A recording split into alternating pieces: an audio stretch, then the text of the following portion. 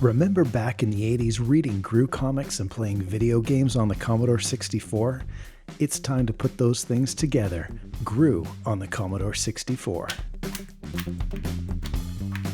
Hi, I'm Darren and these are my hands, and this is GrooTube, where we appreciate the art of Aragonese. Today I'm going to slide this stack of Groo comics over to the side to make room for my Commodore 64.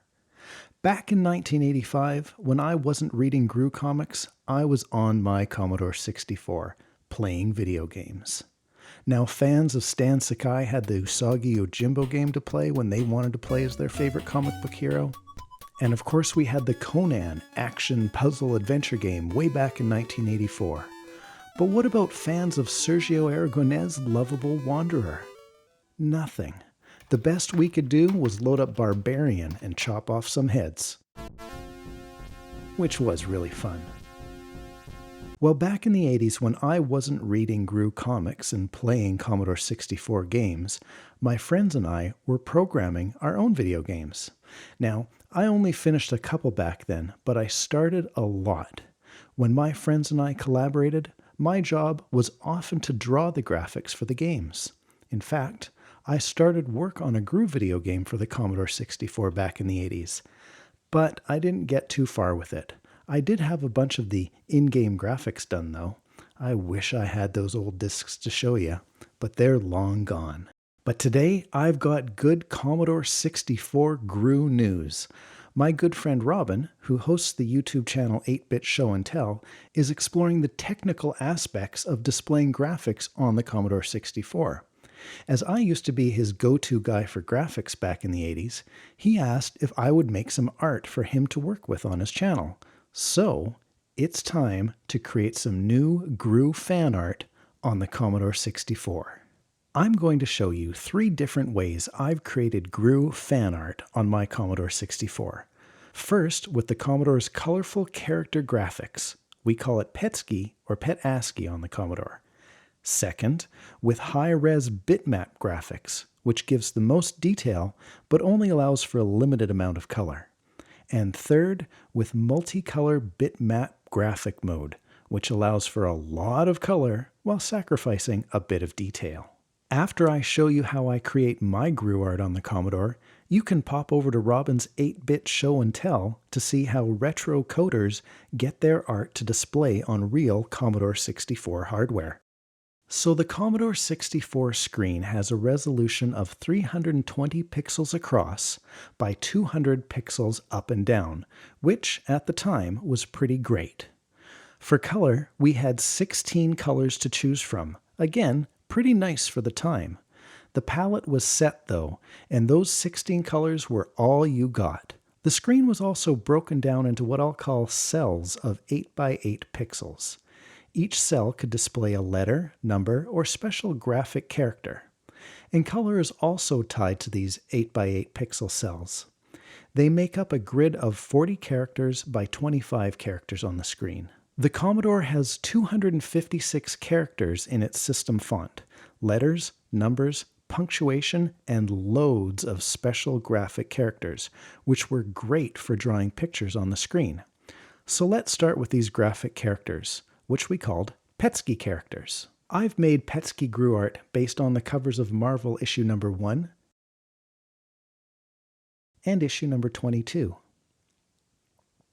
And I've also made PETSCI art from one of my favorite panels from issue number 30. When creating PETSCI art, any one of the 256 PETSCI characters can be placed on the Commodore's screen in that 40 by 25 character grid.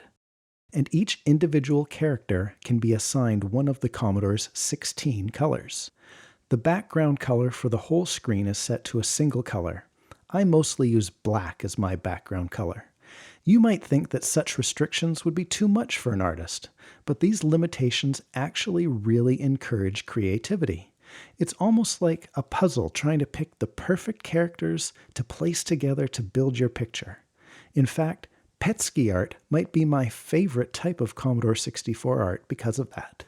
When I create PETSCI art, I like to start by blocking out the big shapes and colors that will make up my picture, And then I go in and work on the edges. Or, if I'm drawing a person, I'll start with the eyes and the face. After I finalize the broad shapes and edges, then I finesse the Petsky project, sometimes tweaking the characters for hours just to get everything to my liking. Petsky art can be made in Commodore 64 BASIC right when you turn on the computer, though there's also specialized programs to make it even easier. Next up is the Commodore's standard Bitmap Mode. What I thought I'd try to do is a drawing from Groo with big blocks of solid color, not something with Sergio's signature detail all over the place. I thought maybe the cover of Marvel issue 40 might work, but eventually I settled on this picture of Rafferto from the cover of issue number 45. My plan was to forego Groo's swords and straps that Rafferto is wearing on the cover and just draw him seated with the yellow moon silhouetting him on the green hillside. I did a couple sketches on graph paper to work out what different colors would be used for the foreground and background on that 40 by 25 color grid, and then I got to work. One of the classic programs for making standard bitmap art on the Commodore 64 is Doodle, and that's what I used.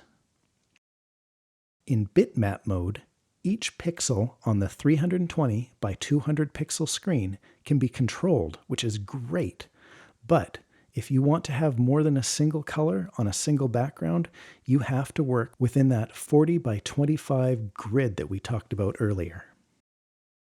I confess that bitmap mode isn't where I shine. Some artists can do amazing color work in bitmap mode, but it takes incredible planning, pixel-perfect placement, and a really good knowledge of color theory and dedication to the many hours or days required for excellent art. So here's what happened. What I failed to consider is that while bitmap mode is great for black and white style art on the Commodore, that's not really what I was doing.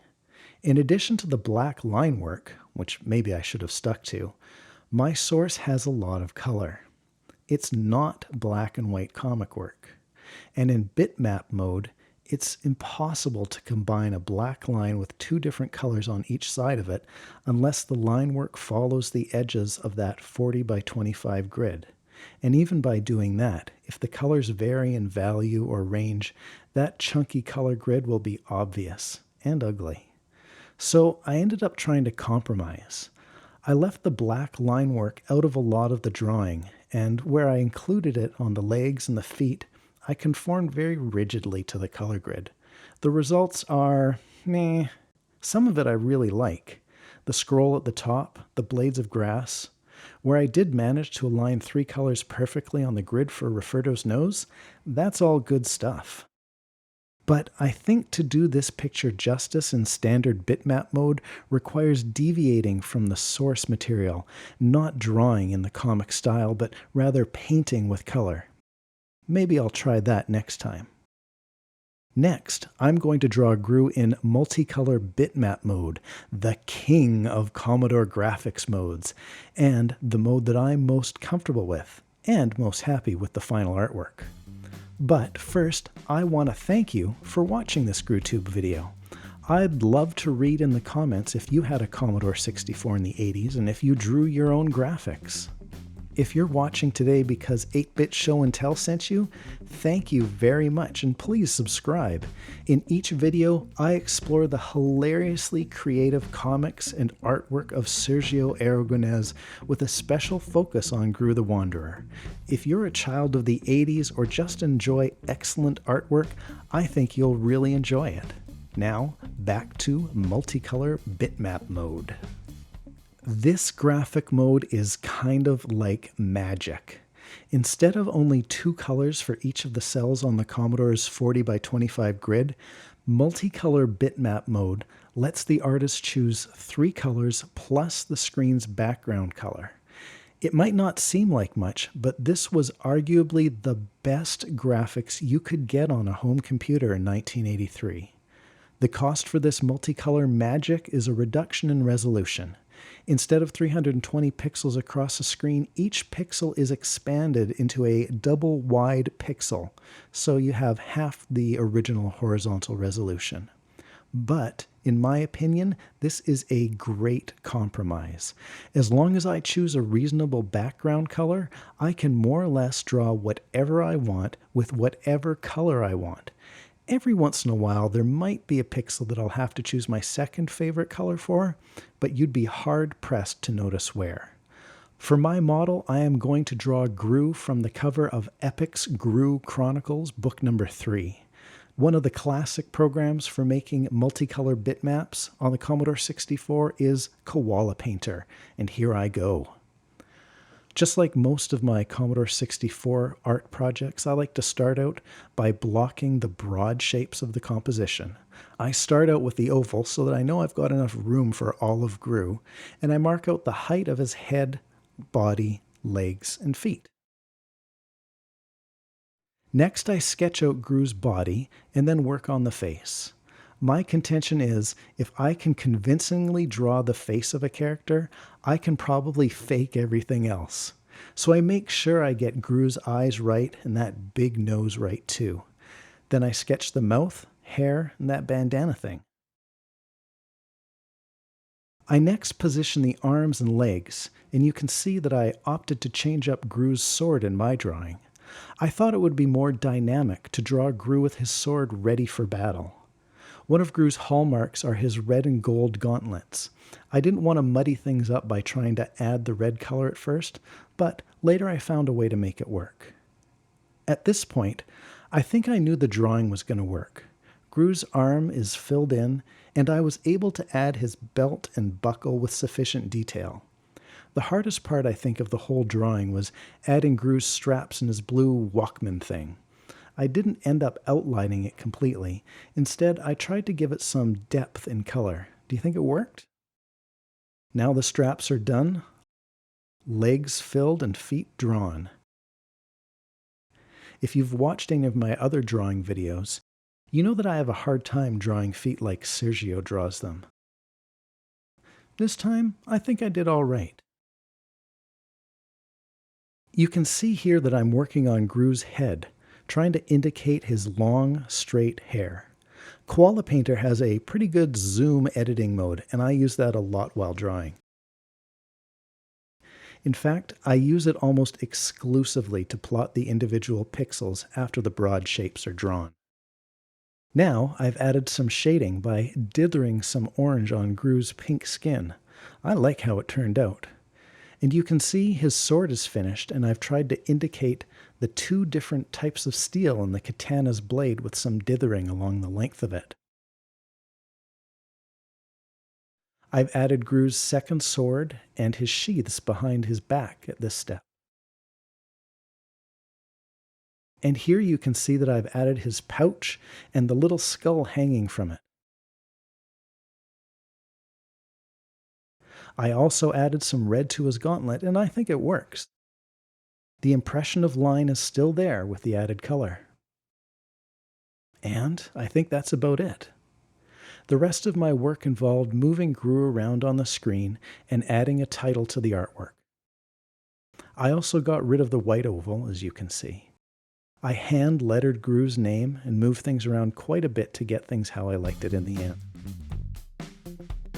Well, and there you have it, 8-bit Groo on the Commodore 64. I hope you enjoyed watching me draw Groo and refer to on the C64. Now all I have to do is redraw those game graphics and convince Robin to code a Groo video game with me.